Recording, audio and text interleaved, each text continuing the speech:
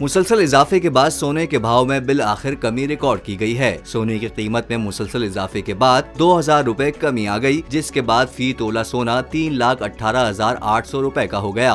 कीमत में कमी के बाद 10 ग्राम सोना 1712 रुपए सस्ता होकर 2,73,319 रुपए का हो गया। वाज़ेह रहे पिछले चंद दिनों से सोने की कीमतों में मुसलसल इजाफा जारी था। सोने की कीमत में साल 2024 के दौरान 23.9% इजाफा हुआ। इस दौरान मकामी मार्केट में फी तोला सोने की कीमत 52,600 रुपए बढ़ गई। दूसरी जानिब इसी दौरान 2024 में बैनुल अक़वामी मार्केट में सोने की कीमत में 25.5% इजाफा हुआ।